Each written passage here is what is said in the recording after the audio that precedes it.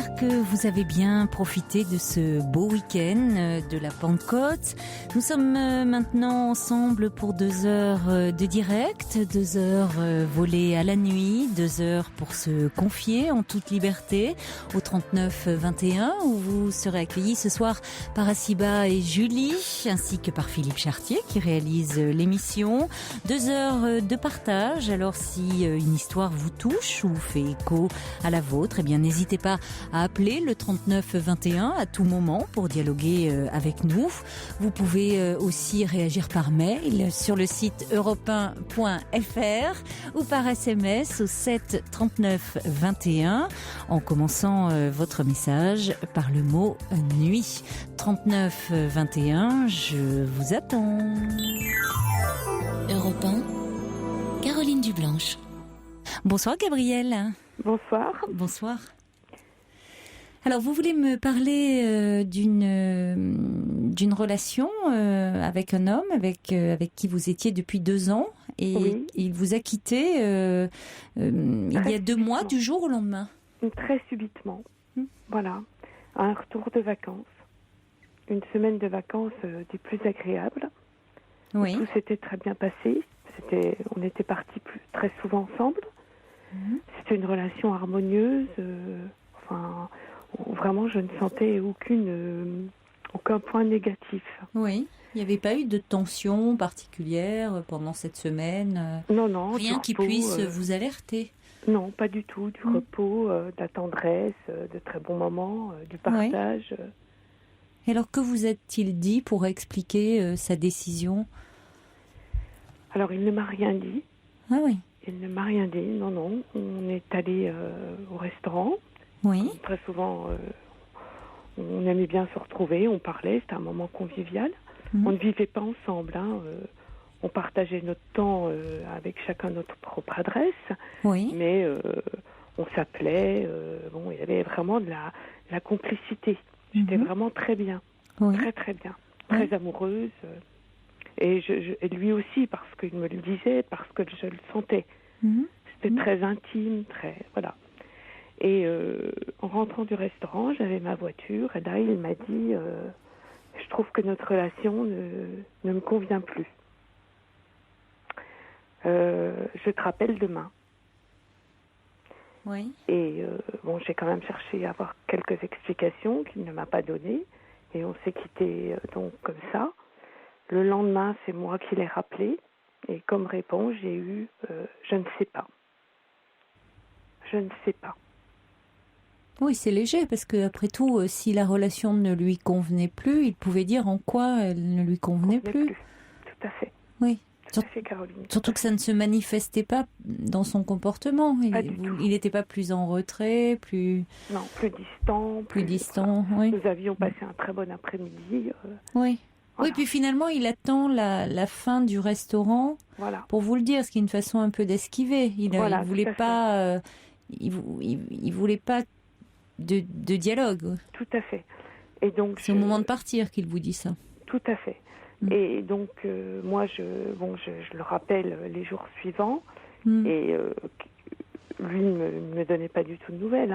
Donc j'essaye de le rappeler et c'est donne-moi du temps. Ça a été sa deuxième réponse. Après je ne sais pas. Donne-moi du temps. Mais du temps pourquoi ? Pour réfléchir, je pense. Oui.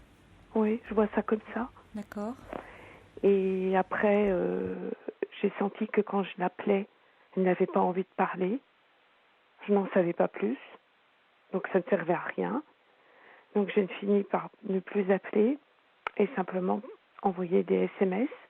Oui. Il y répondait ? On va dire 1 fois sur 2. Donc au début, j'envoyais des SMS régulièrement et puis après, ça a été tous les 4 ou 5 jours. J'avais une réponse, 1 fois sur 2, mais une réponse très vague. Oui, parce que vous lui posiez des questions par SMS ou c'était c'est ça, vous essayiez de comprendre. Je lui faisais part de mon mal-être. D'accord. Parce que j'étais vraiment très très mal, excessivement mal. Oui, je comprends. Oui. Donc là, là, je suis quand même allée voir un médecin, donc un psychologue une psychiatre, peu importe, oui. qui m'a écouté pendant 1 heure, qui m'a aidé à passer ce cap vraiment très très difficile. Oui, oui. Oui, ça vous fragilise déjà le fait de cette séparation et les conditions dans lesquelles elle se passe. C'est ça. Et là, donc, et c'est ça ma question, elle est de savoir, je suis tellement fragile que j'ai peur de perdre confiance en moi. Parce que je pense que c'est la réponse que j'attends, c'est celle qui va pouvoir me faire avancer. Oui, une réponse de sa part. Oui. Oui. Donc je ne sais pas comment l'avoir, cette réponse. Je ne sais pas comment m'y prendre, je ne sais pas quel signe donner. Actuellement, vous êtes toujours en contact par SMS avec cet homme ? Oui, c'est tout. Oui, il continue à répondre à certains de vos SMS. À certains. De quelle façon répond-il ?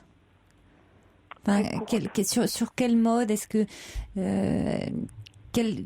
j'allais dire quel ton a-t-il ? Oui, enfin très courte, c'est très concis. C'est quelqu'un qui n'est pas quelqu'un de dialogue. Donc, visiblement non. Non, hein. Et c'est quelqu'un qui a vécu une étape très difficile 1 an et demi avant de me rencontrer. Donc il vivait avec quelqu'un depuis très longtemps, depuis une dizaine d'années. Cette personne est morte. Donc était malade et est morte. Oui. Et c'est vrai que chez lui, il y avait son portrait. D'accord. Donc c'était pas une simple photo, hein, c'était un portrait. Voilà. Et j'ai vécu avec ce portrait pendant X mois. Oui. Donc je lui en ai parlé au cours de nos premiers entretiens téléphoniques. Je lui ai parlé de cette présence. Et c'est vrai qu'il m'a dit, j'ai un travail à faire à propos de ça.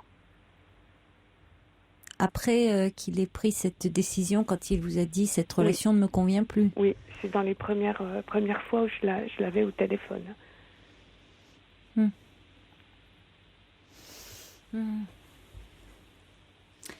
Oui, et comment expliquez-vous qu'il ait pris conscience de la nécessité de faire un travail de deuil qu'il a peut-être pas pu faire auparavant, là, au bout de 2 ans de relation avec vous? Puisque quand vous étiez ensemble, vous dites que la relation se passait bien, qu'il c'était plutôt quelqu'un avec qui vous passiez de très tendre. Voilà. Pourquoi aurait-il pris conscience très soudainement, finalement, de la nécessité de faire un travail Parce que peut-être il sentait que j'avais un besoin d'avancer. Vous désiriez autre chose que cette relation où vous habitiez chacun, vous n'habitiez pas ensemble. Vous auriez aimé peut-être vivre sous le même toit ou la faire évoluer. Ça prenait quel sens pour vous? Peut-être vivre sous le même toit, avoir plus de projets. Vous l'aviez évoqué avec lui. Oui. Donc est-ce qu'il a eu peur? Peur de revivre Parce que ce qu'il m'a dit, c'est vrai, on n'a vécu que de bons moments. Oui, ce qui n'est pas la même chose que s'engager de nouveau dans une relation. Au quotidien. On a vécu de bons moments, on partage des bons moments, ce qui n'est pas la même chose que de dire je m'engage de nouveau. Je prends le risque de m'engager de nouveau dans une histoire. Je souhaite m'engager de nouveau dans une histoire, ce qui suppose effectivement faire le deuil de la précédente histoire. Oui. Et de donner vraiment de la place. Je ne veux pas dire toute la place, parce que même dans une histoire d'amour, on a le droit d'avoir d'autres investissements aussi dans sa vie, mais vraiment faire de la place à l'autre. Plus que des bons moments. Il y a une nuance subtile, mais il y a vraiment une différence. Alors ça peut être un élément de réponse à partir du moment où vous, ce qu'on peut comprendre complètement de votre point de vue, vous émettez le désir de faire évoluer la relation et de partager autre chose que des bons moments. Ça l'amène, lui, à se positionner différemment, à réfléchir. Oui. Mais je lui ai dit un jour exactement ce que vous me dites. C'est vrai que c'est toujours de très bons conseils, mais je lui ai dit, je veux ma place. Et, oui. Et comment a-t-il réagi? Je ne me rappelle plus exactement ces termes, mais ça peut être, je peux le dire de cette façon, à savoir, comme tu y vas. Ah oui, ça le bousculait, hein. Oui. Alors qu'après tout, oui, mais vous voyez, il était embarrassé là. Oui. Il s'est presque senti comme tu y vas. On peut presque dire comme s'il se sentait agressé. D'accord. Et c'est vrai qu'il y a quelque chose qui ne m'est pas quand on s'est séparés, enfin quand il y a eu cette séparation, quand je l'appelais et que j'essayais de le faire parler, enfin d'avancer, il me disait je n'aime pas la pression. Donc c'est de la pression dans les mots que j'attendais, enfin dans les questions que je voulais, les réponses.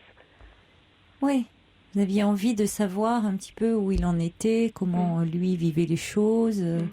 Il les exprimait pourtant, vous dites qu'il était tendre, donc dans ses gestes, en parole aussi. En parole, oui.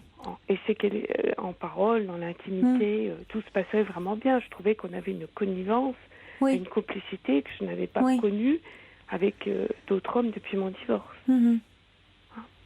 Mais vous n'aviez pas le sentiment d'avoir toute votre place. Voilà. Oui. Au bout de 18 mois. Bien évidemment, au départ... Oui. Au départ, j'avais la place que je devais avoir. Oui. Parce que je commence toujours une relation sereinement, sans oui, non, mais j'entends bien qu'il n'y a pas eu de précipitation de votre part. Tout à fait. Hein, c'est-à-dire que, bon, on aurait pu se dire si dès les premières semaines ou les premiers mois, là, vous lui aviez dit je veux ma place, bon, on aurait pu dire vous étiez peut-être allé un peu vite en besogne, là. Vous auriez pu lui faire peur, mais bon. Voilà, et c'est surtout lui qui, au départ, s'est presque plus investi que moi. Oui, c'est important. Plus en demande. C'est important, ça aussi. Oui, donc il arrive parfois que quand, vous voyez, à un moment vous êtes... moi, ce que je comprends un peu alors c'est toujours compliqué, de ce qui se joue dans une relation de couple, mais dans ce que vous me dites, dans ce que vous m'en dites, c'est à partir du moment où vous vous êtes affirmé davantage, au fond. Vous avez fait part de vos désirs, de vos attentes. Lui, c'est un peu rétracté. Alors, dans les faits... les sentiments qu'il vous portait, le fait qu'il était amoureux de vous, c'est pour ça que vous n'avez pas senti le changement.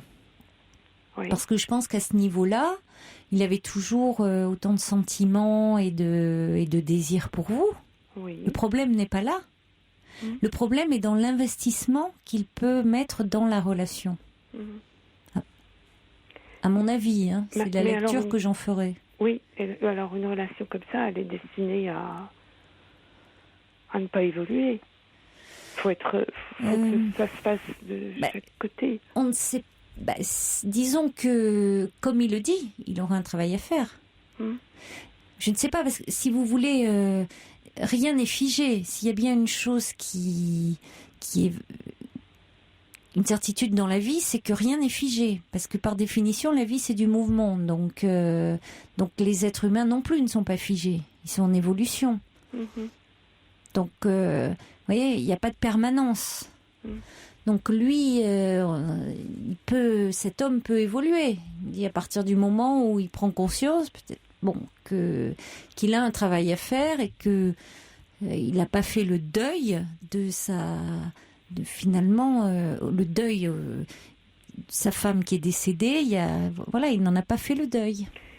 Et pour le moment, du coup, il ne peut pas véritablement s'investir, en tout cas comme vous le voudriez. Pour autant, vous ne pouvez pas trop attendre de ça en étant dans une attente qui risquerait d'être stérile, parce que vous ne savez pas combien de temps ça peut prendre. Voilà. Vous voyez, vous de votre côté, vous avez besoin de vous retrouver, de vous ressourcer. Vous verrez bien. Après, si vous devez vous retrouver, parce que finalement c'est l'homme avec qui vous devez faire un long bout de chemin, vous vous retrouverez.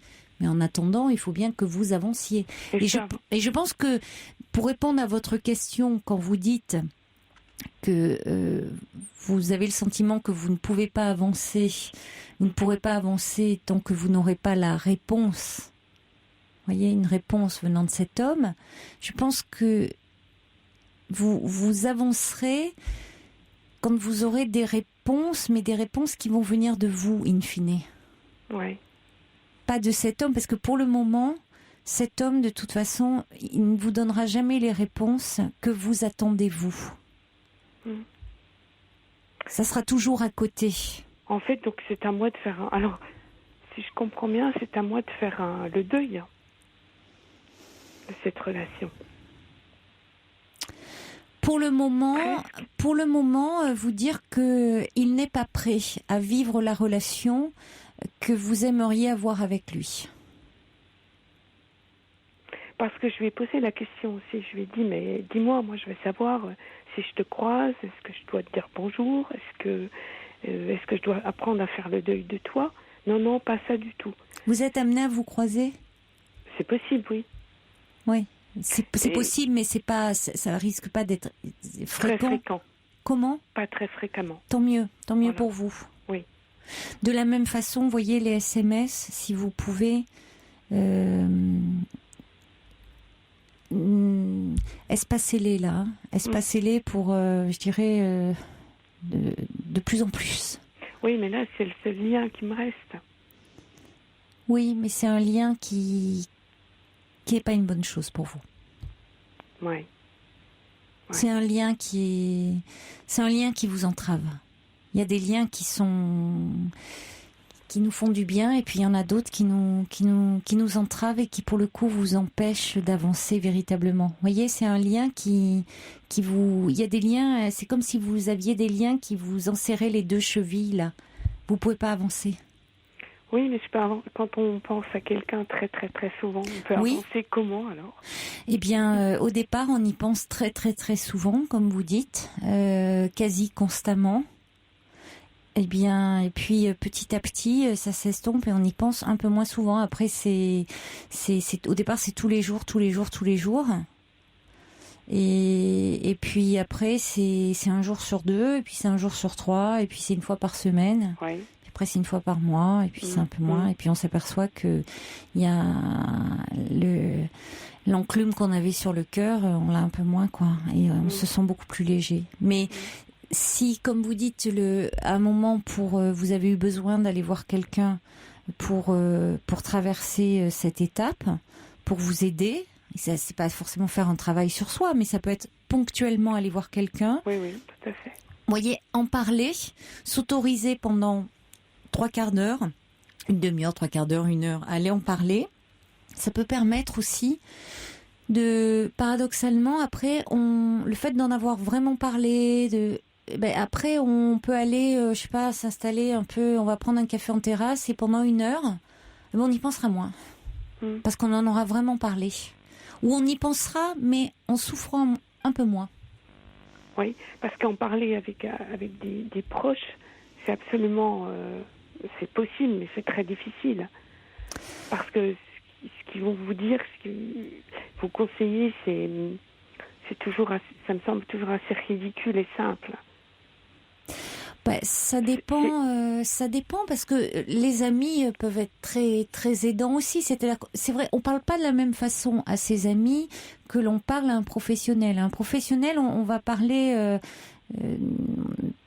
complètement différemment et souvent encore plus en profondeur. Et puis lui, on n'a pas besoin de le protéger. On craint pas forcément d'être ridicule. On peut pleurer, se laisser aller. On peut le faire aussi avec des amis, vraiment. Et les amis. Ça peut être important. C'est important aussi de pouvoir se confier ou quelqu'un de sa famille dont on est proche. Vous voyez, faut pas négliger l'entourage. Hein. Non, mais je n'ai pas négligé. Mais les amis, ça va se traduire par une écoute et puis une sortie derrière pour changer les idées, entre guillemets. C'est sûr que si on vous dit un de perdu, 10 de retrouvé, dans ces cas-là, oui, il vaut mieux aller parler à quelqu'un qui saura vraiment vous entendre. Hein. Oui, voilà. Ouais. Ou alors... C'est sûr. Trouve quelqu'un d'autre, ça ira mieux. Oui, alors que les personnes ne sont pas interchangeables. Voilà, tout à fait. Bon, c'est bien sûr, non, c'est pas de ça dont il s'agit. Mais parfois avec des amis, on peut avoir un moment comme ça où bon, ils vont être là, ils vont vous écouter, puis après, une fois qu'on aura pleuré, parlé, on peut aussi parler d'autres choses, on va prendre un verre, et on aura peut-être passé un bon moment alors qu'on n'aurait pas cru au bon moment, dire je vais parler que de ça, et puis on arrive aussi parce qu'on les connaît bien, parce qu'on a de la complicité, aussi pu parler d'autres choses, et parfois ça fait du bien aussi. Mm-hmm. Donc il faut rien négliger qui peut faire du bien dans ces moments-là. Sinon, j'avais pensé aussi, pour avoir une explication, c'était de provoquer une rencontre, ou là, m'interposer puis dire maintenant, je veux mon explication. Je crains qu'il esquive. Et je crains que vous vous fassiez plus de mal que de bien. Et encore une fois, Gabriel, je pense que dans ces situations-là, quand l'autre est dans l'esquive, on n'a jamais l'explication que l'on veut. Alors certains parce qu'ils n'ont pas finalement eux-mêmes l'explication à leur décharge, et d'autres parce qu'ils sont dans l'évitement.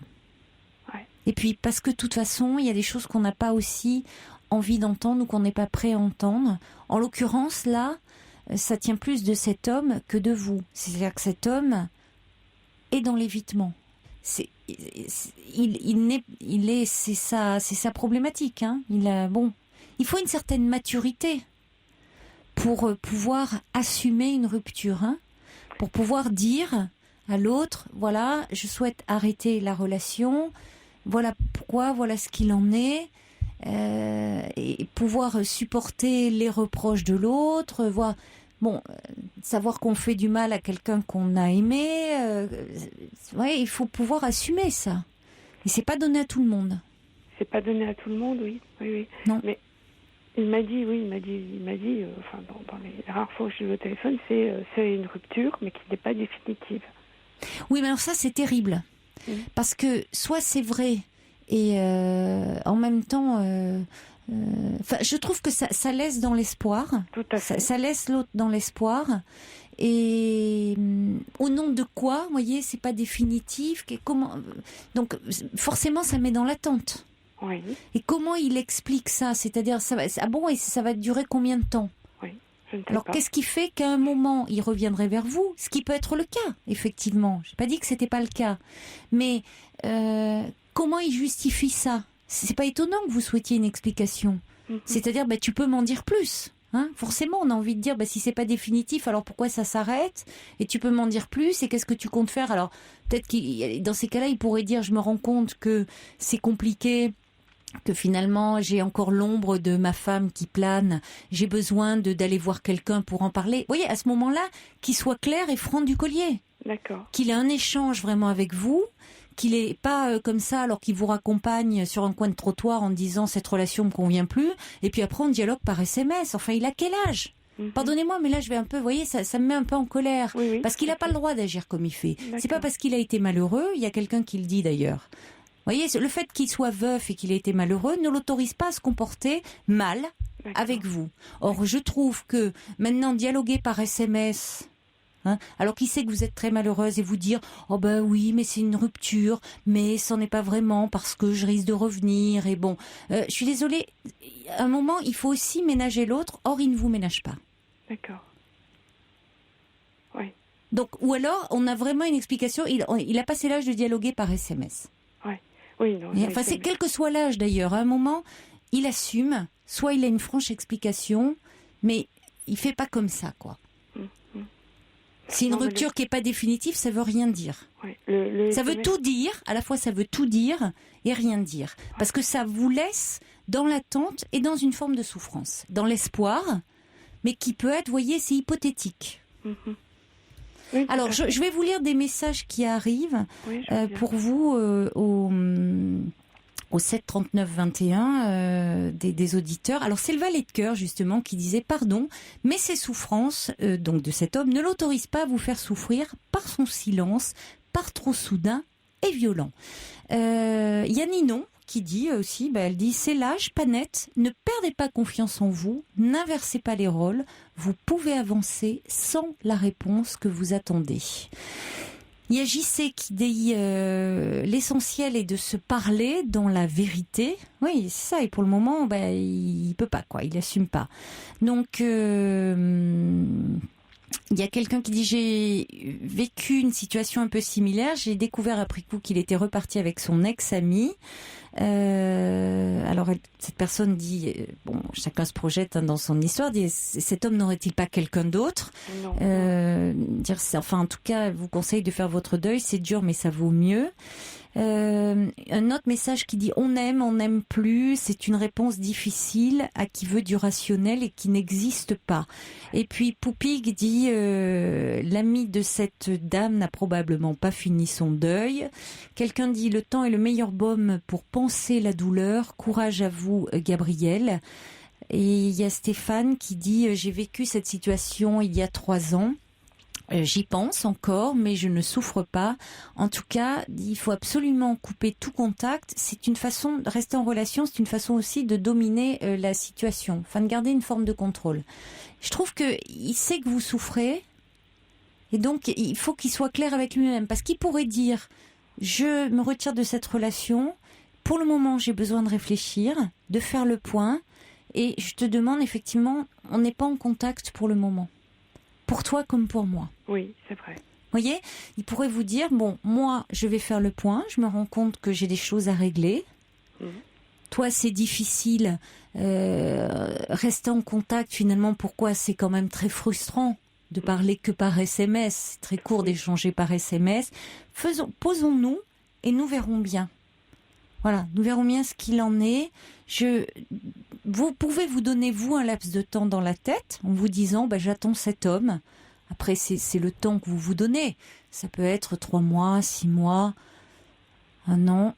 Attention, quand même, au temps qui passe. Oui, tout à fait. Vous voyez, mais il pourrait fixer ça. Mais là, restons en contact avec des SMS et puis dire ça n'a pas de sens. Oui, et puis le SMS, c'est quelque chose à double tranchant. C'est très pratique. Mais c'est quelque part assez lâche aussi. Complètement. J'allais vous dire. C'est pour ça qu'il y a des gens qui rompent par SMS. Oui, c'est hyper pratique. On évite le contact. Il n'y a rien de plus lâche que de rompre par SMS. Oui. Vraiment. C'est vrai. Donc ça, je me rends bien compte. Donc protégez-vous. Non, ça n'a rien de moderne, c'est très lâche. Oui, puis ça a ses limites, c'est vrai. Et moi, ça me frustre beaucoup. Mais c'est très frustrant. Donc ne restez pas dans la frustration. Il faut que vous pensiez à vous. Vraiment. D'accord. Voilà, Gabriel.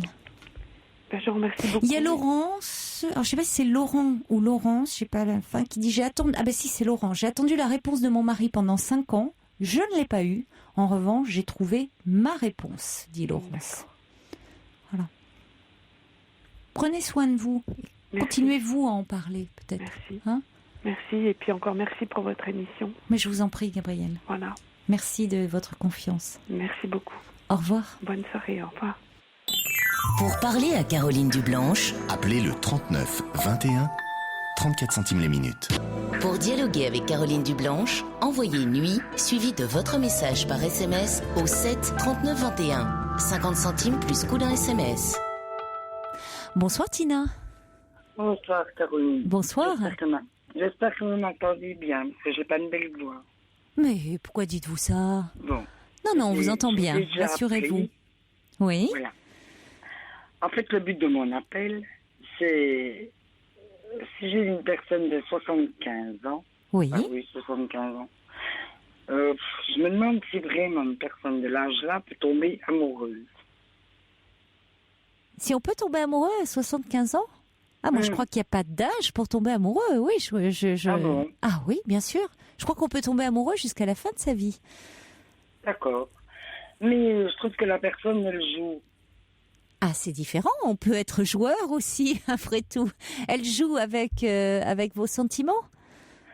Ah oui. Et puis, je trouve que... Ah ça peut être un séducteur. Vous savez, il n'y a pas d'âge. Ce monsieur a peut-être été un séducteur tout au long de sa vie. Et le reste, il y a des hommes qui s'agissent avec l'âge et puis d'autres pas du tout. D'accord. Par contre, alors moi je me dis, comme il s'avance beaucoup vers les femmes, il se trouve qu'il y a beaucoup d'hommes qui me regardent, alors je me dis, lui il s'avance aussi beaucoup vers les femmes. Alors je me dis, mais c'est pour ça que je vous dis, il doit jouer. Alors en même temps, vous me demandez si on peut être amoureux, et vous me dites qu'il joue, mais donc, s'il est amoureux, ça serait une bonne chose, parce que ça veut dire qu'il peut avoir un côté un peu taquin, un peu joueur, mais pour autant, vous le percevez amoureux. C'est-à-dire, quand vous dites qu'il s'avance avec les femmes, c'est-à-dire qu'il aime, ça le rassure peut-être de faire un peu son joli cœur auprès des femmes. Oui. C'est ça? Oui. Bon, peut-être que c'est, vous savez, si c'est un séducteur, les séducteurs ont besoin d'être rassurés. Ah, d'accord. Ah, d'accord. Oui, mais alors, ça sera... Ah, puis il y a aussi... là, j'ai eu un week-end bousculé, j'ai trouvé, parce que... Bon, alors, il m'a invité... C'est la première fois que j'ai opéré du dos, lui aussi, il n'y a pas longtemps. Mais moi, avant, je n'y allais pas, j'avais pas le temps, je travaillais, tout ça. Et puis, donc, je suis allée à une espèce de cure. Vous êtes allé au Lido, j'ai pas bien compris. Non, une cure. D'accord. Vous savez, c'est pas la même chose. Cure thermale. D'accord. Mmh. Mais j'ai trouvé qu'il y avait beaucoup de femmes seules à ces cures. Puis, bon, au départ, j'étais gênée parce que je trouvais que les vestiaires hommes, vestiaires femmes, mélangés, ça m'a fait drôle. J'aimais pas. Bon. Il y a ça. Bon, ben, ça, c'est les cures, hein, mais je sais pas, j'ai jamais vu ça, bon. Et puis, je trouvais qu'il connaissait beaucoup de monde, puisqu'il avait l'habitude d'aller là. Et puis, donc, je vais de nouveau refaire une cure, et puis il veut être avec moi. Mais en fait, j'ai bien compris pourquoi il voulait être avec moi. Parce qu'il y a beaucoup de femmes seules qui vont dans ces cures, et puis j'ai trouvé qu'il y avait beaucoup de... Dans les cures, il y a beaucoup... Les femmes, elles s'avancent beaucoup vers les hommes même qu'elles ne connaissent pas. Je savais pas que c'était un lieu de drague, les cures thermales. Si. Il y a peut-être plus de femmes que d'hommes, non, dans les cures? Oui. Oui. Donc les messieurs seuls sont très sollicités. Moi, ça... Mais c'est votre amoureux? Oui. Mais en fait, moi, alors parce que non, je comprends pas bien en même temps, parce que comme vous me dites, est-ce qu'on peut être amoureux à 75 ans? Je croyais que c'était un monsieur qui vous tournait un petit peu autour, qui vous faisait des avances. Non, mais je pensais pas que c'était votre compagnon. Oui, ça fait 5 mois. Ah, ça fait 5 mois que vous êtes ensemble. D'accord. Mais ça fait 5 mois, donc. Et puis il allait en cure avant, là. Il allait beaucoup en cure. Puis là, il m'a emmené déjà où c'est qu'il allait avant. Ah, moi, j'ai compris maintenant. Je me suis dit, alors bon, il y avait des dames qui connaissaient, évidemment. Et puis, il y a une dame, ça m'a pas plu non plus. Mais vous êtes un petit peu jalouse ou avant lui, ou c'est vraiment son comportement? Je vais vous expliquer, Caroline. Je vais vous expliquer. En fait, la dame, elle parlait tout doucement. Puis moi, j'avais même pas vu parce que j'avais le dos tourné. Oui. Elle parlait à mon compagnon, comme vous dites là. Puis d'un coup, il fait des gestes. Puis d'un coup, il montre 10. Il y avait un petit chien à côté. Oui. Moi, j'aime bien son petit chien. J'adore. Bon. Mais il parlait du chien. Parlez bien en face du combiné, Tina. Oui. Oui. Alors, donc, je le vois qui fait des gestes. Je lui dis, écoute, tu fais des gestes avec des doigts. Il me dit, parce que la dame, elle me demande quel âge a mon chien. Oui. Je me tourne. Moi, poliment, je me tourne, puis je dis, madame, nous sommes deux. J'ai bien tourné la tête comme si elle ne lui parlait pas. Je dis, c'est pas bien de faire ça, je me disais à moi-même. Et puis, j'ai dit, attendez, là, alors, là, vous savez, j'ai pris les devants, puis je dis, madame, j'ai dit, vous savez, nous sommes deux retraités. Et puis, le petit chien, il a 10 ans. Ah, ouais, ça l'a fait, en fait, elle parlait un petit peu dans votre dos, derrière le dos, oui. Ah, oui, ça se fait pas, on s'ennuie, mais on s'ennuie dans les cures thermales. Donc... Ah, mais ça se fait pas. Non, mais je trouve qu'effectivement, de la part de la dame, effectivement, c'est-à-dire qu'après, elle aurait pu dire devant vous, oui, je demandais l'âge du petit chien. Après tout, ça peut se faire. Non, elle a tourné la tête. Oui, c'est ça. Voilà, oui, c'est ça. Alors que c'est qu'elle avait des intentions, voilà. Oui, j'ai pas aimé. Parce que sinon, elle aurait pu dire devant vous quel âge a-t-il ?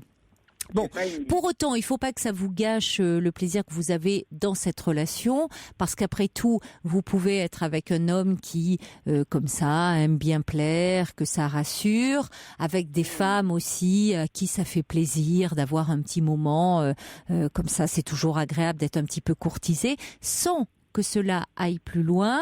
Et c'est quand même vous qui l'avez choisi, hein, Tina. C'est avec vous qu'il est. Non, c'est moi qui l'ai choisi, oui. Ah bon, bah alors c'est vous qui l'avez choisi, mais n'empêche que, bon, si vous ne lui aviez pas plu, il ne serait pas avec vous.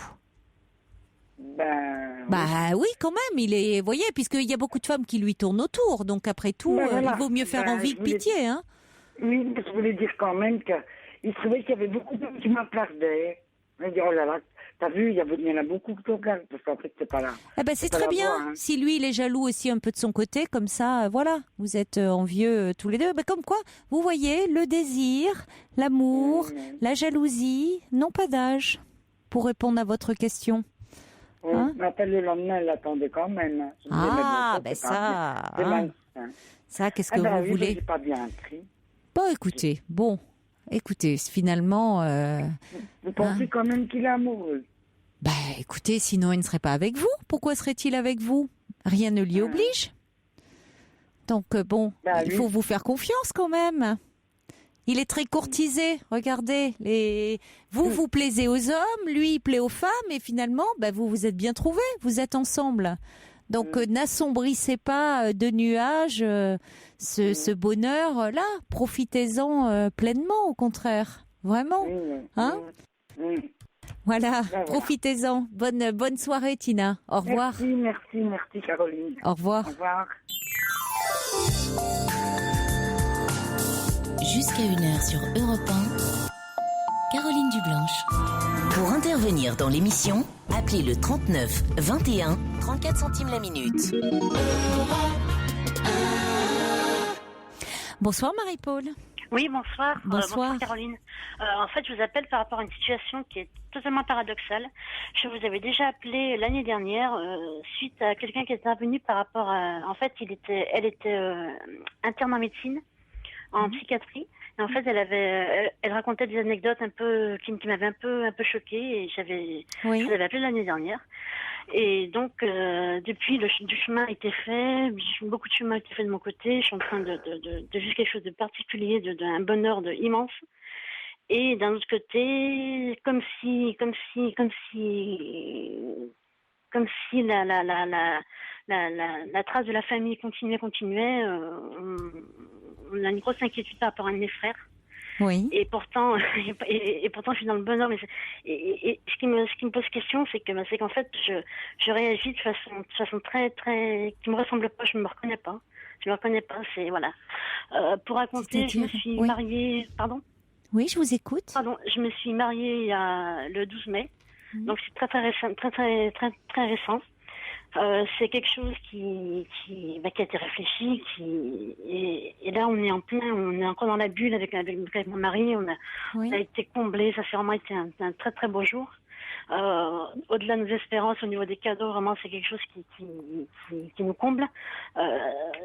Voilà. Et ce qu'il y a, c'est qu'on est tous les deux issus de la psychiatrie, mais d'une psychiatrie qui, j'ai envie de dire, qui s'en sort. En tout cas, qui a des ressources et qui s'en sort. Donc, je voulais aussi témoigner par rapport à ça. Il y a une autre psychiatrie que la psychiatrie qu'on voit ou qu'on entend à la radio, à la télé, avec tous les drames qui peuvent exister. Je ne dis pas qu'ils n'existent pas. Heureusement, oui. La psychiatrie des faits divers tragiques. Voilà. Bien sûr, il y a beaucoup de personnes qui sont à un moment hospitalisées ou suivies et qui mènent après une vie et qui ont besoin, tout à fait insérée dans la société. Oui. Il y a des personnes qui ont besoin d'être isolées parce qu'elles sont tellement mal. Je suis passée par là que voilà. Mais il y a aussi des personnes, mais ça on n'en parle pas, comme quoi voilà, le bonheur, on dirait qu'il fait peur.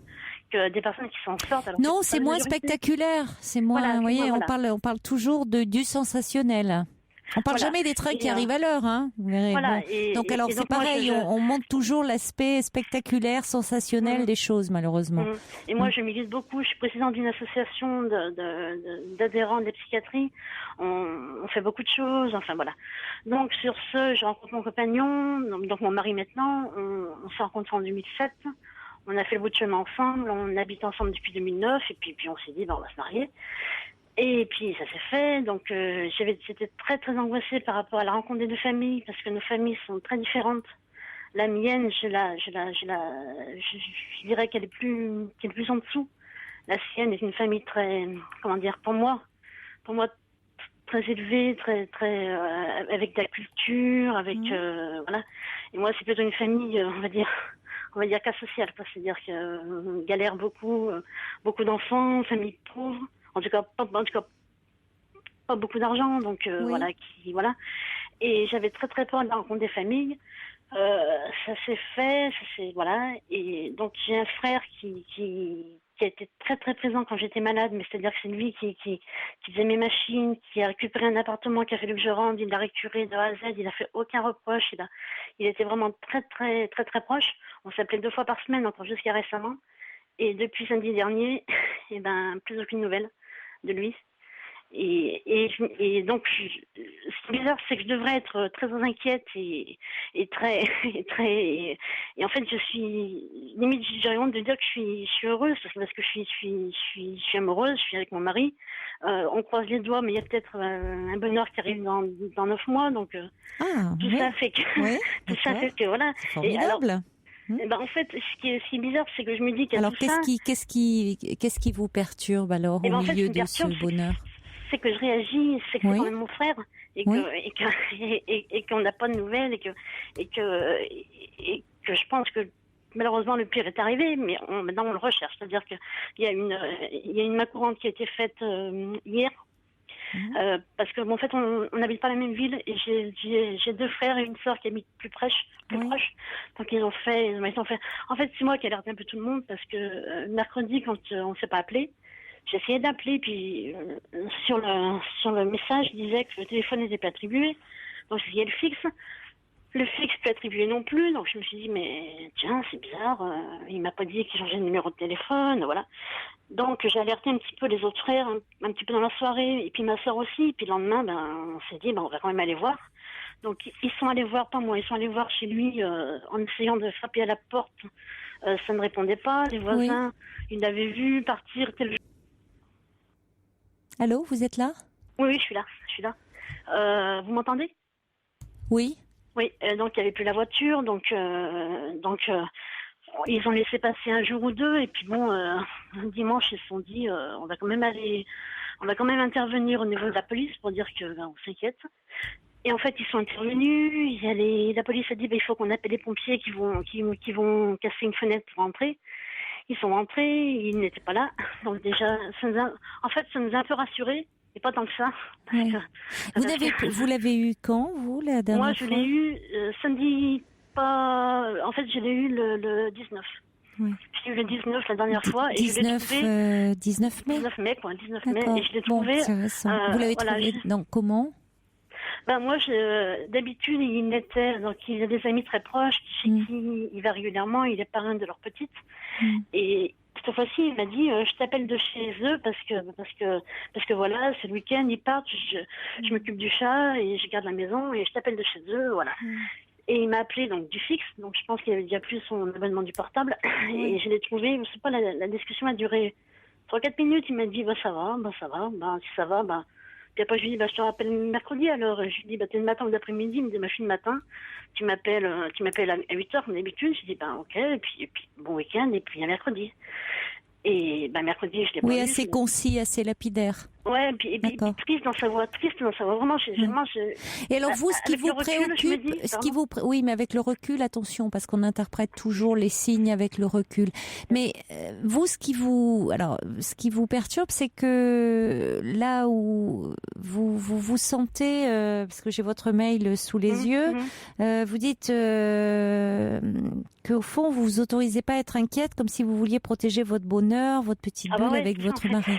Bon, vous pensez pas que c'est une attitude un peu de défense, comme effectivement pour vous protéger? C'est-à-dire que de toute façon, pour le moment, qu'est-ce que ça changerait, Marie-Paul, que vous soyez dans un état, que vous soyez dévoré par l'angoisse? Qu'est-ce que ça changerait à la situation? Surtout que vous vous protégez. Je suis plus toute seule. C'est-à-dire que j'ai vraiment l'impression voilà. Si vous dites que vous attendez un bébé, voilà, c'est ça. Donc c'est une façon aussi de vous protéger, de protéger peut-être le bébé que vous attendez. Donc bon, c'est une réaction comme ça finalement que vous avez de protection un peu.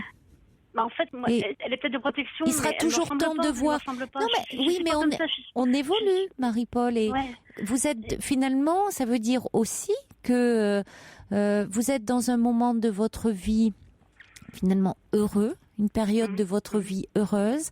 Alors malheureusement, il y a des moments comme ça heureusement. Et malheureusement, la vie est faite d'épreuves, de moments très difficiles, et vous le savez, vous êtes bien placé pour le savoir, puisqu'il y a eu des moments qui ont été très éprouvants, très difficiles.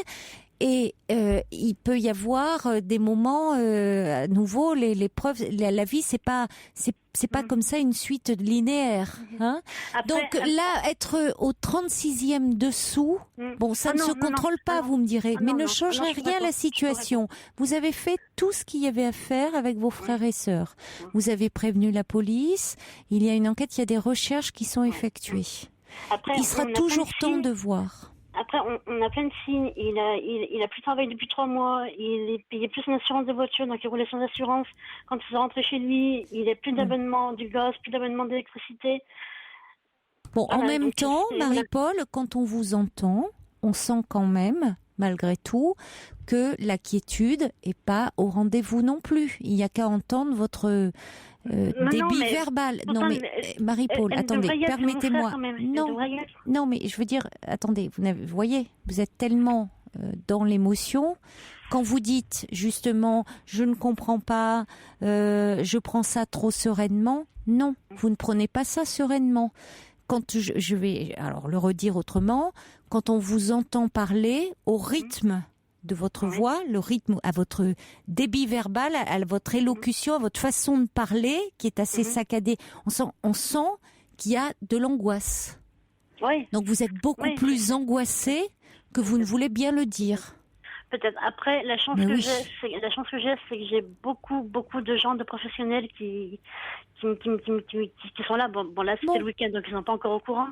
Mais vous allez pouvoir en parler. J'ai alerté et je vais alerter et j'alerterai. Et la chance qu'on a, mon mari et moi, c'est qu'on peut alerter. Et je pense que mon frère, il a laissé un peu pour la situation. Et voilà. Je pense qu'effectivement, après, avec du recul, je me dis, ce mariage, il a été le 12 mai, donc en 2012, et le 12 mai 99, ma mère décédait. C'est pas anodin, c'est ce choix de date, et j'en ai parlé à mes frères un peu avant le choix de la date, et ils m'avaient dit, mais ça, pourquoi pas faire toujours quelque chose de plus heureux que le décès de maman? Et est-ce qu'il y a un lien par rapport à ce frère? Vous en parlerez. En tout cas, là, c'était le week-end. Ça a été ce long week-end de la Pentecôte. Vous allez revoir quand les personnes qui vous suivent? Demain? En fait, demain, j'ai l'association qui vraiment m'épaule parce que les témoins, nos témoins de mariage on a souhaité que ce soit des gens de ces associations, des professionnels qui ont cru, parce que vraiment eux ils ont cru. Parce que moi, ma famille n'y croyait pas. C'est-à-dire, quand j'étais malade en 2003, ils se sont dit, c'est bon, j'ai encore entendu dire, de toute façon, ce sera le boulet qu'on traînera jusqu'au bout. C'est comme le père, elle va finir en psychiatrie. Et là, on a un appartement, on paye notre loyer, on a des comptes. Alors, je n'arrive pas encore à retravailler parce que ça me mobilise beaucoup. Oui, mais c'est par étapes. Ça viendra. Bien sûr. Ou pas, mais peu importe. Voilà. Oui. Donc vous allez pouvoir en parler. Vous allez pouvoir en parler demain. Être entouré, ça sera important. Hein. Mais pour le moment, bon, comme vous dites, de toute façon, ça change rien. Puis on sent bien qu'il y a quand même une anxiété qui est tout à fait compréhensible compte tenu de la situation. Donc bon, vous êtes très attaché à ce frère et c'est normal que vous que vous soyez inquiète. Bon, vous avez fait tout ce qu'il fallait faire jusqu'à présent. Maintenant, il faut laisser les professionnels, la police faire leur travail en espérant que peut-être ils soient partis chez des amis. Voilà. Vous, de votre côté, vous pouvez pour le moment rien faire de plus, Marie-Paul. Si ce n'est vous en parler. Je me dis, je la prends pas parce que il y a peut-être un bébé, je voudrais pas. Donc, exactement, vous avez raison, vous pouvez rien faire de plus. Mais c'est un peu égoïste. D'un autre côté, je me dis... Non, c'est pas égoïste. Voilà, vous pouvez rien faire de plus, Marie-Paul, si ce n'est demain en parler avec l'équipe qui vous suit. Et ce sera le mot d'ailleurs de la fin pour Eridan qui dit que vous vous interrogiez sur la disparition de votre frère. Ça montre à quel point vous l'aimez. D'ailleurs, il va peut-être très bien. Pour le moment, il n'y a pas lieu d'anticiper. Donc, il faut prendre soin de vous et de cette petite vie que vous portez. Oui, prenez soin de vous, Marie-Paul. D'accord ? Au revoir. Merci, au revoir. Pour parler à Caroline Dublanche, appelez le 39 21 34 centimes les minutes. Jean-Pierre de Marseille m'envoie un mail pour dire elle est géniale cette septuagénaire en parlant de Tina. Et finalement, puisqu'il y a plein de femmes comme ça qui sont en recherche de l'homme je crois que je vais peut-être aller faire une petite cure de jouvence, moi. Je vais peut-être me faire une petite cure thermale pour l'été, nous dit Jean-Pierre. Et on va tout de suite accueillir Béatrice. Bonsoir. Oui, bonsoir Caroline. Bonsoir. D'abord, je vous remercie de m'écouter. Je m'appelle Béatrice et je vous appelle ce soir parce que je rencontre un souci avec mon ami. C'est surtout un comportement que j'arrive pas à analyser, son comportement. Alors on va le décrypter, cet homme. Oui. On va disséquer cet homme, son comportement. Ce sera après le journal de minuit. Ça ne lui fera pas trop mal, je précise quand même. Allez, à tout de suite, Béatrice.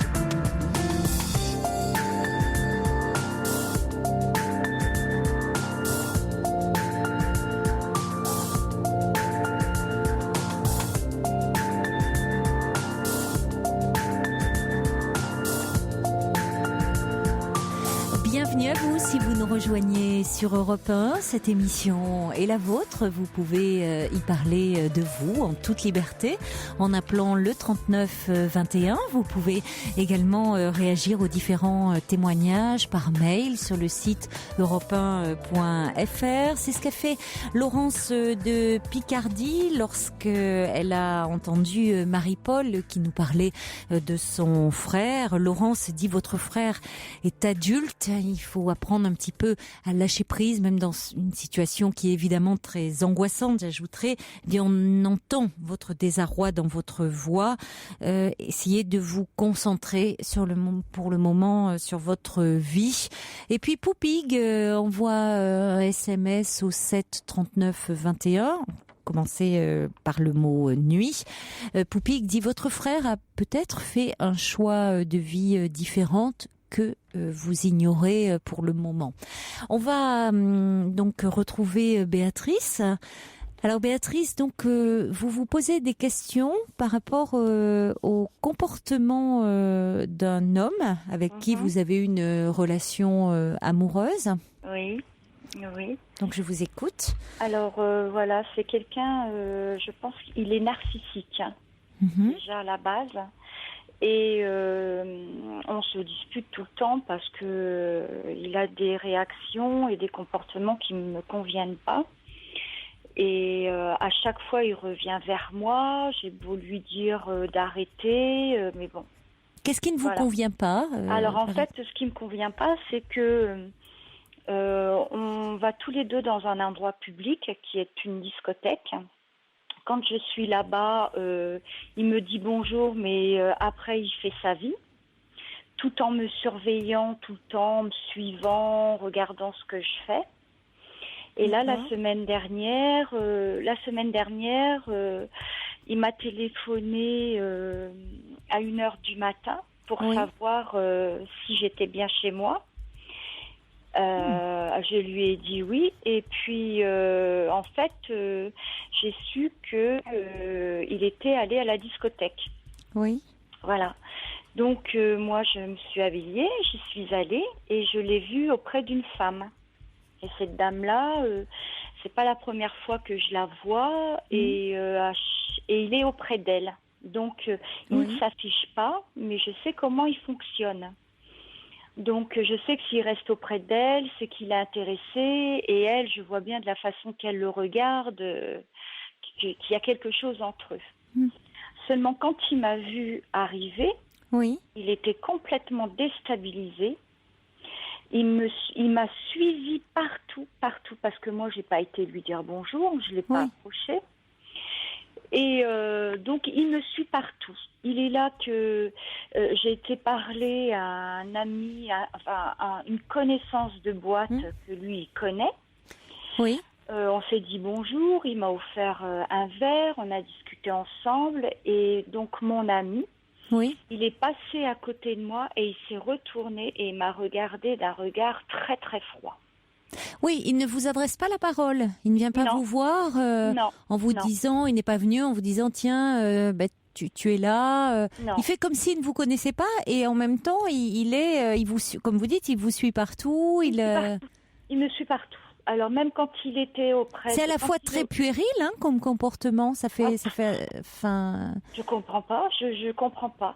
Alors la semaine dernière, ça s'est pas passé très bien, donc je lui ai dit que j'arrêtais parce que ses comportements, qui je trouve qu'il est immature. Que s'il a besoin d'aller en discothèque pour se montrer et toujours avoir besoin de regards de d'autres femmes, c'est son problème. Mais moi, je veux pas vivre son problème. Et que je rentre pas dans son jeu, donc j'arrête. Oui. Mais je pense que lui, il pensait pas réellement que j'allais arrêter parce qu'on a souvent des rapports de force et on se retrouve toujours plus ou moins. D'accord. Donc là, dès qu'il m'a vu arriver, donc il m'a suivi. Quand il a vu que j'ai parlé à cette connaissance qu'il connaît, il n'a pas apprécié du tout. Pendant un moment, je me suis éloignée donc de sa connaissance et il est allé lui parler en lui disant que j'avais eu quelque chose avec lui, qu'il était très amoureux de moi, mais que j'avais mis la zizanie dans son couple, alors que c'est pas vrai du tout. Voilà. Après, la personne en question est revenue vers moi. On a dansé, on a sympathisé, on a parlé. Mon ami est retourné vers l'autre personne, mais il était avec elle. Mais alors, il me suivait des yeux. Enfin bon, j'ai senti que je le perturbais. Et comme il voyait que je m'occupais pas de lui, que je faisais comme si qu'il n'était pas là, il venait autour et il s'est planté là comme un piquet, les bras fermés et il nous regardait, lui, moi et la connaissance, la personne qu'il connaît, il en a même fait peur à la personne. C'est un petit peu angoissant, oui, comme comportement. Ah oui, c'est un côté... c'est très immature, c'est un peu irrationnel, c'est très immature, c'est-à-dire qu'il vous êtes ensemble, donc il aurait pu venir vous voir de la même façon que c'est très indélicat je comprends que son comportement ne vous plaise pas quand vous allez en discothèque ensemble et le paradoxe c'est déjà de faire sa vie comme vous dites, c'est-à-dire de ne pas être vous allez en discothèque ensemble et puis après une fois arrivé il agit comme si vous n'étiez pas ensemble. Ça ne va pas. Excusez-moi. Non, on n'y va pas ensemble. Mais quand vous dites... vous vous retrouvez à chaque fois Alors en fait, c'est un lieu commun qu'on fréquente tous les deux et qu'on apprécie, parce que moi j'ai des amis que Non, mais j'ai bien compris pour la fois où vous y êtes allé à l'improviste, alors qu'il vous avait appelé pour savoir si vous étiez chez vous. Mais il ne vous est jamais arrivé d'y aller ensemble? Non. D'accord. Oui, mais enfin, ce qui est quand même un petit peu paradoxal, c'est que vous avez une relation amoureuse. Bah oui, quand même. Bon, et vous vous retrouvez dans ce lieu commun, et il agit comme si vous n'étiez pas ensemble. Voilà, Pourquoi ? tout à fait. Ah oui, tout à fait. Vous voyez, donc c'est un manque d'égard. Enfin, je dirais même, c'est vraiment très mufle de sa part. Il se comporte comme un goujat. Ah bah oui, carrément. Enfin, c'est grossier de sa part, c'est comme attitude. Bon, et en même temps, finalement, il veut se comporter comme s'il était détaché, genre je mène ma vie. Oui. Et il n'y parvient pas puisque vous dites qu'il ne fait que vous surveiller. Donc, au fond, il est très jaloux, il vous suit, il ne supporte pas que d'autres hommes puissent s'intéresser à vous. Donc, s'il était un petit peu cohérent, autant s'afficher avec vous. Je dis pas vous scotcher toute la soirée, mais montrer que vous êtes ensemble. Oui, vous voyez, c'est là où il est pas cohérent du tout. Là-bas, c'est son lieu de chasse. Oui, on peut penser ça. C'est-à-dire qu'il s'affiche comme célibataire. Vous pensez ça. Donc, c'est-à-dire qu'il ne veut pas montrer qu'il est en couple. Tout à fait. D'accord. Du coup, là, il y aurait finalement une logique à ce qui, en apparence, n'en a pas. Mais vous le percevez comme ça. C'est-à-dire que là, c'est son lieu de chasse. Et donc, il est célibataire. Il se présente comme tel. Mais à force d'être sur un lieu de chasse, il doit être considéré, vous voyez, on sait que c'est le prédateur, quoi. Au bout d'un moment, parce que c'est toujours un peu les mêmes qui passent. Donc, il doit avoir une certaine réputation, entre guillemets, dans cet endroit. Non ? Oui, enfin, je sais pas, c'est une question. C'est-à-dire que vous savez, il y est régulièrement. Oui. Je le connais. Dès qu'il y a une jolie femme, c'est quelqu'un qui a besoin de montrer que il peut l'approcher. Il a un orgueil très très haut placé. Il est il est narcissique. Il se plaît. Enfin, il n'y a pas mieux que lui. Ah oui. Ah oui. Et quand il y a une jolie femme, c'est plus fort que lui. Il faut qu'il aille attaquer pour voir si il a du pouvoir dessus. Il est bel homme. Il a énormément de charisme et de prestance. Oui. D'accord. Il a quel âge, lui ? Il a 43 ans. 43 ans. D'accord. Et il a un poste qui lui permet de se valoriser. D'accord. Un travail qui lui permet de se valoriser et d'accord. Voilà. Et alors vous en êtes où dans votre relation là ? Ah bah là c'est la rupture parce que quand il m'a vu parler avec cette connaissance et danser avec. Déjà, il était là. Alors, il s'est mis aussi dans la banquette, les bras croisés, et les mains croisées, les jambes croisées, les bras écartés. La banquette a été que pour lui. Et il était spectateur, quoi. Il se montrait spectateur. Il était spectateur. Et comme j'ai pas fait attention à lui et que moi, comme il n'a pas fait attention à moi, j'ai fait la même chose. En sortant, il m'a envoyé un texto en disant que ce soir, il s'était aperçu que j'étais une vieille morue. Oh, c'est charmant. Quand je disais que c'était un goujat et un muf, vous voyez, charmant. Racoleuse, et que quand les personnes s'apercevront qui je suis, il faudra que je m'adapte à la solitude parce que personne ne pourra rester avec moi. Ah oui, n'empêche que lui, il avait bien mauvaise, et puis lui, il pêche pas en eau trouble. Il attrape pas des thons dans sa discothèque, là ? Non, attendez. Si. Ouais, on a l'impression qu'il ramasse tout ce qui peut pêcher, lui, là-bas. Je pense, oui. Non, mais attendez, mais qu'est-ce que c'est que cet odieux personnage-là ? Oui, c'est un odieux personnage. Non, mais parce qu'il avait hyper mauvaise, il était en fait hyper blessé dans son amour propre. Oui. Donc, vous voyez, il fallait qu'il vous blesse. Et de quelle façon ?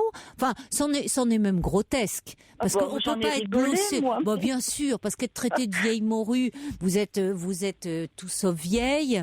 Et puis vous voyez, c'est tellement...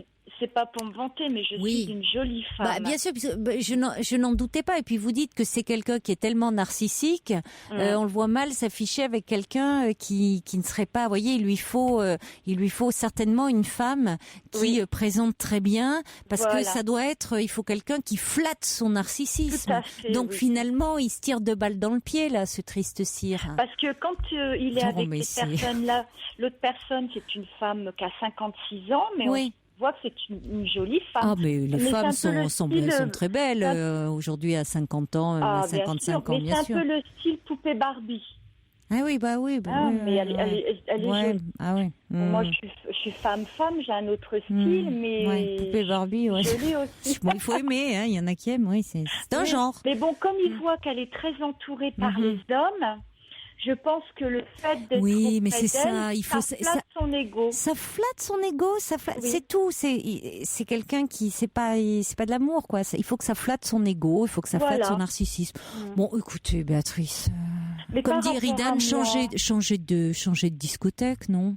Par rapport à vous, elle est sympa. C'est là, j'ai toutes mes amies qui y vont. Ah bon, bah alors si vos amis y vont, écoutez, la prochaine fois vous l'ignorez complètement et puis vous le laissez là. Oui, mais pourquoi c'est ça que j'aurais. Pourquoi vous me disiez, mais pourquoi alors il fait comme si qu'il ne me connaît pas et il me suit partout, il m'observe, il se parce pleure. qu'il y a de la possession. Si vous voulez, il estime que finalement, vous voyez, il y a quand même, c'est une question d'ego là. Il n'y a pas d'amour là-dedans.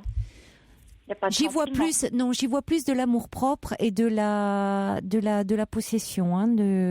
C'est comme si vous devez lui appartenir, donc ça vous. Oui, il m'a déjà dit que j'étais sa chose. Vous voyez, c'est ça. C'est sa chose. Vous voyez, n'êtes pas. L'autre n'est pas un sujet. Quand on est sa chose, vous voyez, ça traduit bien le rapport à l'autre. Il est trop narcissique pour pouvoir aimer. Oui, bien sûr, c'est ce que j'ai lu un bouquin là-dessus parce que ça m'a tellement, ça m'a inquiété son comportement. Mais quand je l'ai connu en 2008, on a eu une relation très très forte. J'ai appris des choses sur lui par rapport à des collègues de travail et j'ai arrêté net la relation. Mais pendant les 1 an où j'ai arrêté net la relation, il m'appelait la nuit, il voulait venir me voir et moi je répondais pas. Et quand je voyais pas que c'était lui, je répondais, je lui disais non, qu'il fallait arrêter, que cette situation-là ne me plaisait pas. Et au bout d'1 an, il est venu quand même frapper à ma porte, il s'est assis sur le palier en disant que si j'ouvrais pas, que de toute façon mes voisins le verraient et qu'il partirait pas. Et mais c'est pas grave que les voisins le voient. Après tout, c'est très bien qu'il reste sur le paillasson. J'ai eu un moment de faiblesse. Oui, mais ne rentrez plus dans son jeu. Ah ouais. Vous voyez, au bout d'un moment, le jeu, c'est voilà. Bon, peut-être qu'à un moment, c'est ce que dit Cathy, vous avez aimé jouer, et c'est ce que dit Laurence, vous avez joué. Bon, à un moment, il y a un moment, c'est plus drôle, quoi. Enfin, après, si ça vous amusez, mais là, je trouve que, vous voyez, je trouve qu'il dépasse les bornes, personnellement, mais bon. Ah oui, mais bon, j'ai beau lui dire. Oui, non, mais attendez, il faudrait pas que je sois là-bas, quoi. Non, mais Béatrice, vous voyez, à un moment, c'est plus, c'est là où, quand vous dites j'ai beau lui dire, c'est encore lui donner beaucoup de pouvoir. C'est-à-dire que vous continuez cette relation d'être dans une forme de jeu de pouvoir et autres, qui prend le pouvoir sur l'autre. C'est ce que dit Quentin. Cet homme semble éprouver un certain plaisir à maîtriser les autres. Il aime le pouvoir. Il a vraiment une réaction qui prouve le fait qu'il ne supporte pas de pas avoir son pouvoir sur les autres tel qu'il le souhaite. Alors, vous pouvez lui dire, il n'y a pas plus sourd que celui qui veut pas entendre. Donc bon, à un moment, soit vous vous dites, bon, là, c'est bon, on arrête les frais. Soit vous continuez à rentrer dans ce jeu de pouvoir et autres, et à tourner autour et à accepter qui vous suivent et qui vous fliquent et autres. Parce que même dans la discothèque, à un moment, vous pouvez lui dire, écoute, maintenant, ton petit manège, c'est bon, on va arrêter là, je t'ai cerné et ça m'amuse plus. Mais je lui ai dit. Oui, mais il y a une façon de lui dire. Mais lui dire, maintenant, avec vraiment fermeté, dire, écoute, maintenant, attention, parce que là, ça relève du harcèlement et maintenant, si tu continues comme ça, je vais utiliser d'autres moyens. Donc maintenant, tu me laisses vraiment tranquille. Vous voyez, il y a une façon on continue à jouer un petit jeu, ou à un moment, on dit stop, the game is over. D'accord. Voilà. Bon courage, Béatrice. Je vous remercie beaucoup. Au revoir. Pour intervenir dans l'émission, appelez le 39 21 34 centimes la minute.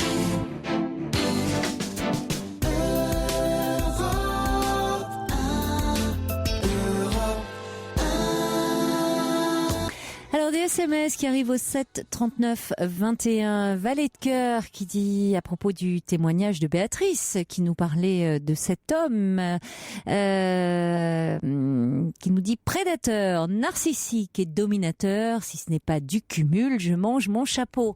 Et oui. Et ça n'a plus cours aujourd'hui, le cumul des mandats. Donc il va falloir peut-être qu'ils choisissent. Et puis JC dit une relation qui est basée sur le pouvoir est toxique et destructrice et sans avenir. Bonsoir Laurent. Bonsoir Caroline. Bonsoir. Merci de m'accueillir. Je vous en prie. Alors voilà, moi mon souci c'est j'ai un problème avec le tabac. Ah. Oui. Mais c'est pas si simple que ça, c'est parce que, comme je disais à votre collaboratrice, j'arrive en fin de droit, donc maintenant ça représente un pôle financier assez trop important, quoi. Oui. Oui. Et en plus, ce qu'il y a, j'ai pas un parcours tout simple, c'est-à-dire que je suis malade alcoolique, ça fait 7 ans que je suis abstinent. Et le tabac représentait une certaine liberté pour moi. J'avais arrêté pendant 5 ans. Oui, je comprends. Oui. Et le tabac, pallie à certains stress, quoi. Oui. Et pourtant, je suis sans citer les médicaments, mais mon psychiatre me donne un régulateur d'humeur, donc j'ai un traitement pas lourd, mais conséquent, quoi, quand même. Alors, Oui, c'est compliqué parce qu'en même temps, c'est déjà formidable et le parcours que vous avez eu parce que vous avez réussi à vous sevrer de l'alcool. Ah oui. Donc le tabac, comme vous dites, pallier ce manque. C'est compliqué de tout arrêter. C'est ça, oui. D'un coup. Et puis comme je vous dis, j'avais arrêté 5 ans, mais quand j'étais en couple et mon compagnon ne supportait pas le tabac. Oui. Et le problème, c'est que ça a représenté à la rupture, à notre rupture, ça a représenté retrouver une certaine liberté, retrouver certains repères pour moi. Oui. Parce que j'aime fumer. Oui, c'est très agréable. Ah oui. Faut dire ce qui est, bien sûr. Oui. Et là, je suis obligé d'arrêter. En plus, je suis diabétique et donc. Donc c'est important pour votre santé. Voilà, il y a la santé, mais j'y arrive pas, quoi. Alors il y a des jours. Vous fumez beaucoup? Il y a des jours, je vais fumer 5 cigarettes et puis d'autres, je vais fumer le paquet dans la journée. D'accord, mais ça veut dire que vous n'êtes pas forcément un gros fumeur, puisque vous pouvez passer une journée et ne fumer que 5 cigarettes. Ah oui, tout à fait, oui. Bon, ça c'est plutôt encourageant. Oui. Parce que tout ce qui est patch et tout, je veux bien, mais ça me donne pas, je sais pas, je trouve pas ça, ça me convient pas, quoi. Vous avez essayé déjà? Non.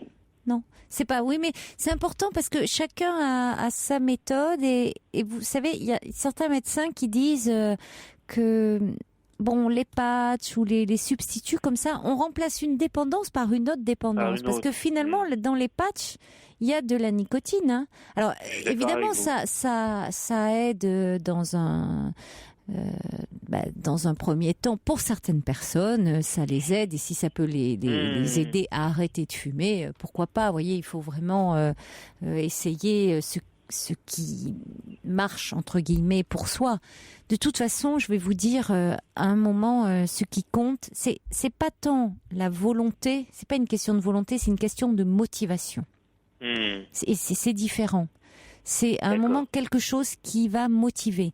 Alors, c'est compliqué parce que vous dites que vous êtes chômeur, vous arrivez en fin de droit. Oui, donc... Alors, à la fois, évidemment, c'est un budget maintenant, ça coûte très cher, c'est devenu très cher. Le dilemme, c'est pratiquement manger ou fumer, quoi. Bon, alors, non, mais c'est vrai que c'est devenu très cher et évidemment, pour votre santé, il est préférable de vous nourrir et de vous nourrir sainement que de fumer. Sûr, Évidemment, tout le monde, ça c'est le discours rationnel qu'on ne peut que vous dire. Mais moi, j'ajouterais, c'est pas aussi simple parce qu'il y a une vraie dépendance et que justement, pourquoi souvent on fume? Parce que vous parliez du plaisir, vous dites j'aime ça. Bien sûr qu'il y a cette dimension, mais souvent, quand on fume un paquet par jour, pour quelques-unes qui font plaisir, il y en a beaucoup qui font pas plaisir. Il y en a beaucoup, c'est de l'automatisme, non? Oui, tout à fait. Oui. Bon, et où souvent la cigarette, elle vient remplir, elle vient combler quelque chose. C'est un moment, c'est un peu de stress, d'anxiété, ça vient combler un manque, ça vient. Voilà, oui. Et alors, on dit, il y a des personnes qui vont porter comme ça un jugement un peu hâtif en disant, bah oui, alors on voit les personnes, elles sont au RSA ou au chômage, elles continuent à fumer alors que ça grève leur budget. Bah oui, mais c'est justement dans des moments comme ça, c'est pas facile quand on est au chômage ou quand on est dans des moments difficiles, y compris dans des situations économiquement difficiles, on se raccroche à des substituts. Et le tabac, la cigarette en fait partie. Donc, vous voyez, ça peut être un moment, parce qu'il y a l'argument financier, et en même temps, c'est aussi un moment compliqué, parce que c'est un moment qui n'est pas forcément facile à vivre. Le mieux, évidemment, pour vous, ça serait de trouver du boulot. Ben voilà, oui. Dans l'idéal, oui, dans l'absolu, c'est ça, quoi. Parce que je vois aujourd'hui, j'ai aidé à déménager un copain. Bon, bah, tout le temps du déménagement, je peux pas être avec ma cigarette, donc j'ai pas fumé de l'après-midi. Ben parce que vous êtes occupé, voilà, c'est ce que j'allais dire. Parce que vous êtes occupé, parce que vous étiez avec ce copain à faire le déménagement, vous aviez la tête, les bras occupés, enfin, vous ne pensiez pas à fumer. Oui. Alors que le fait d'être désœuvré, ça fait aussi que on va plus fumer. J'ai pas le sentiment de solitude, je ressens pas tellement le sentiment de solitude. Je suis quelqu'un qui aime bien lire. Bon, alors ça c'est important. Mais par contre, je fume en lisant. C'est ça, quoi. Oui. Et puis je vous dis, la cigarette représente, c'était un seuil. Ça me paraît plus difficile d'arrêter de fumer que d'avoir arrêté de boire. Parce que la cigarette représente pour vous, vous dites un seuil quelque chose, comme une liberté retrouvée. C'est-à-dire qu'après les 5 ans que j'avais passé avec mon compagnon qui supportait pas du tout le tabac, j'avais arrêté 5 ans le tabac. Et là, cet effort, refaire ce que j'avais fait, ça me semble très très compliqué. Et j'ai beau en parler avec mes psys, ils me disent rien, quoi. Ils m'apportent pas de réponse à chaque fois. Au contraire, quoi.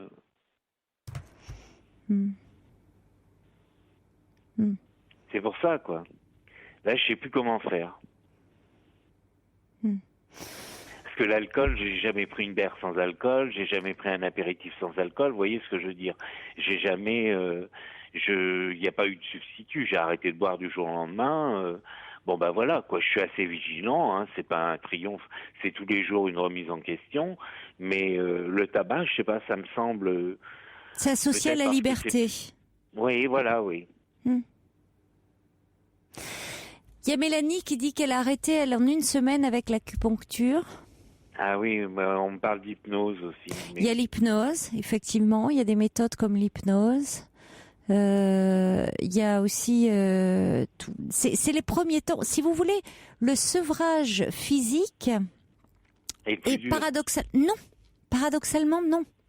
Ah bon? C'est le sevrage psychologique qui est le plus dur. Ben voilà, ouais. Le sevrage physique se fait assez rapidement, contrairement à ce que l'on peut penser. C'est le sevrage psychologique, c'est-à-dire ne pas rechuter. Vous voyez, ne pas s'il y a un facteur, un moment de stress.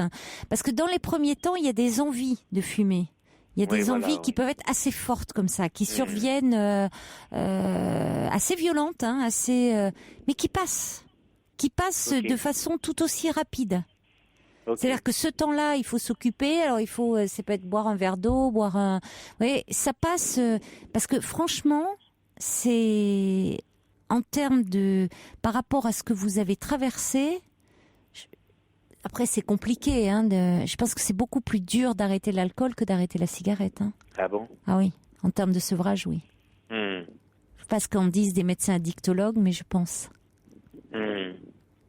Vous avez essayé Tabac Info Service? Non, Parce que peut-être ça peut être une aide. Ça peut être une aide, vous voyez, d'avoir un conseiller au téléphone ou d'aller. Il existe des consultations maintenant au sein des hôpitaux. Dans les hôpitaux, oui. À La Rochelle, on a un CHU, oui. Parce que ça peut être important, si vous voulez, d'avoir un relais avec des personnes qui connaissent bien ce phénomène de la dépendance et qui peuvent, comment dire, par rapport à cette motivation, quand elle faiblit un petit peu, pouvoir les appeler, pouvoir les rencontrer, parce que c'est ça, c'est un moment.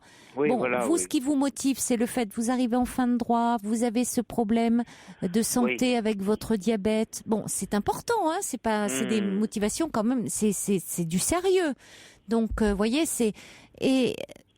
donc, il y a des moments où la motivation faiblit. De pouvoir vous reposer sur quelqu'un et dire, là, je sens que je me sens un peu...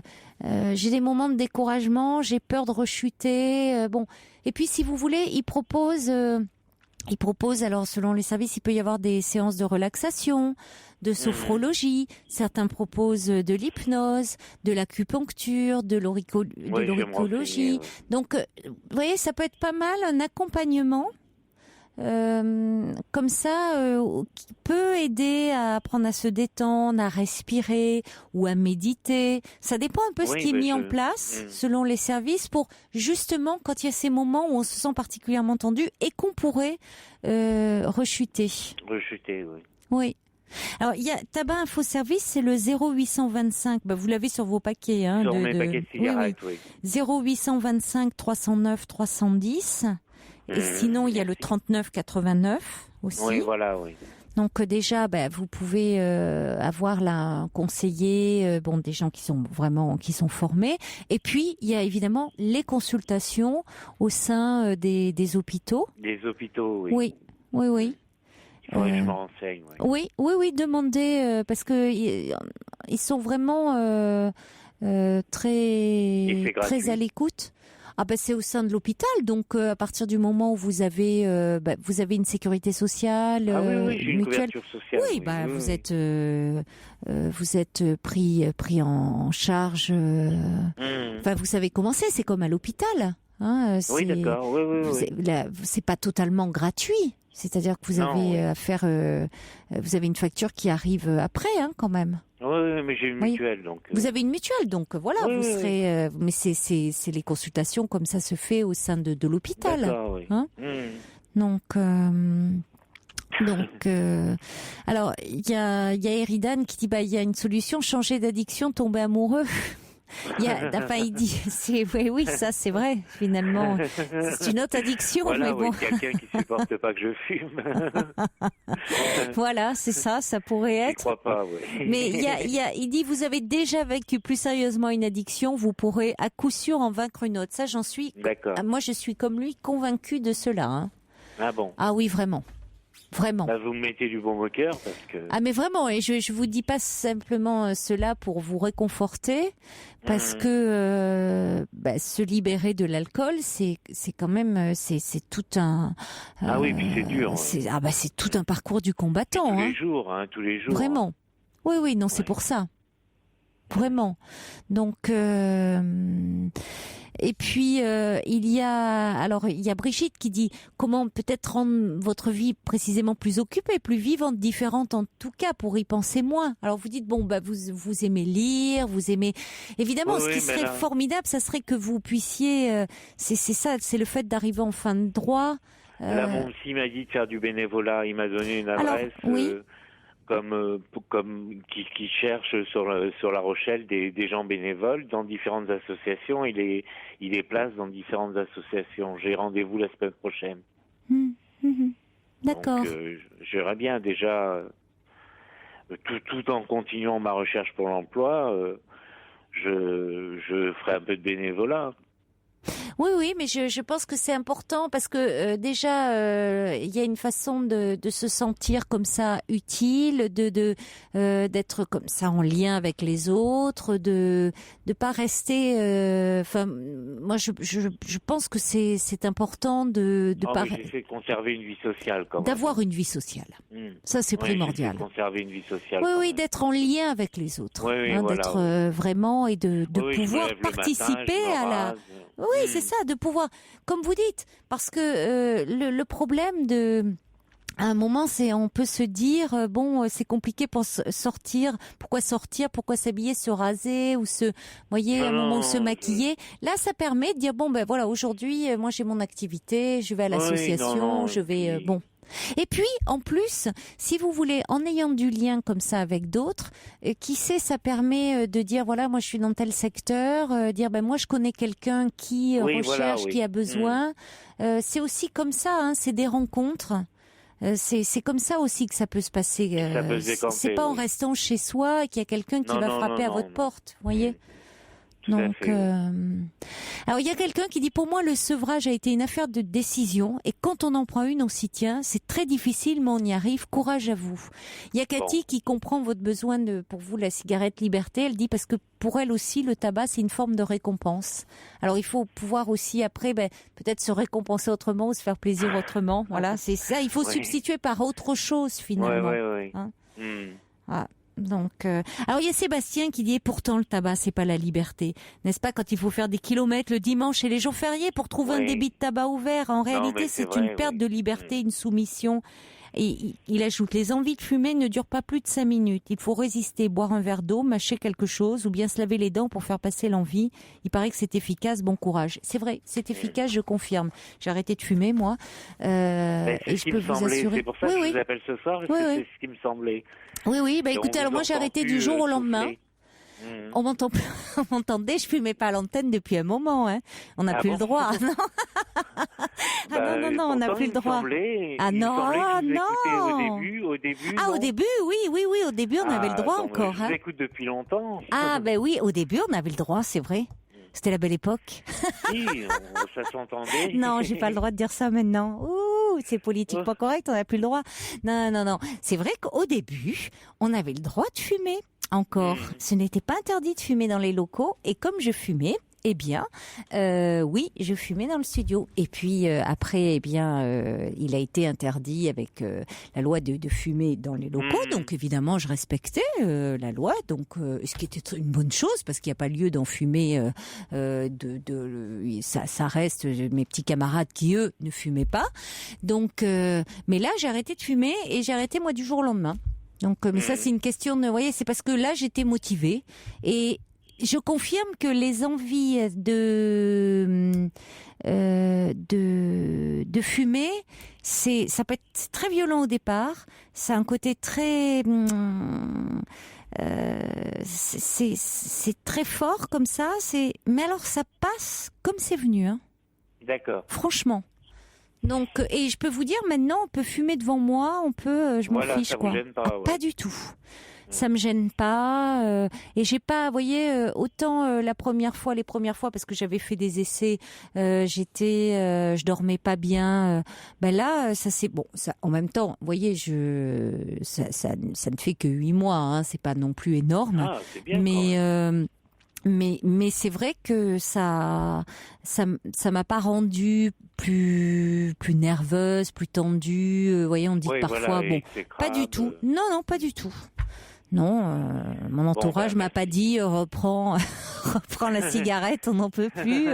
Ça va, non, parce que bon. Donc, je crois que c'est vraiment une question de moment.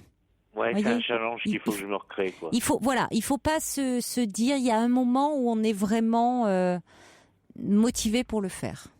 Voilà. Fifi, ça fait aussi des années qu'il fume plus.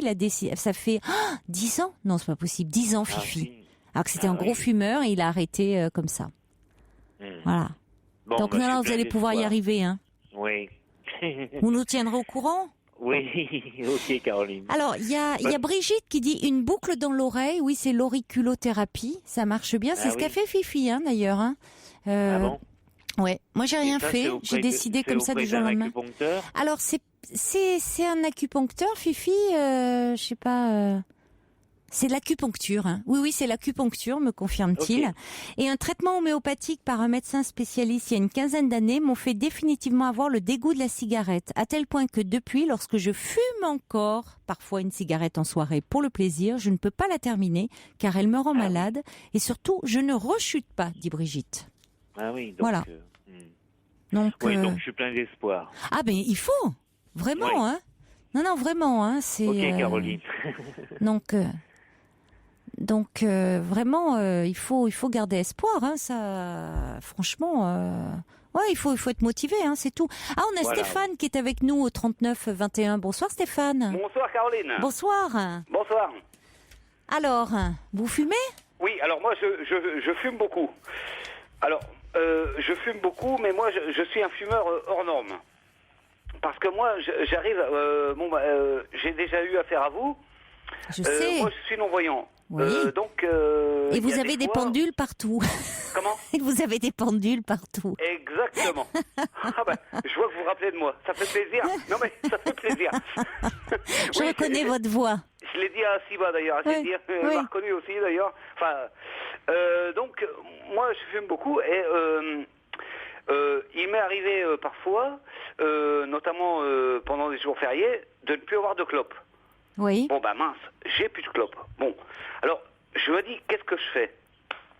Je pense que parmi les fumeurs, il y a une espèce de paresse mentale, c'est-à-dire, les fumeurs, s'ils ont une voiture ou un moyen de transport quelconque, ils vont faire en sorte de faire des kilomètres pour trouver des clopes.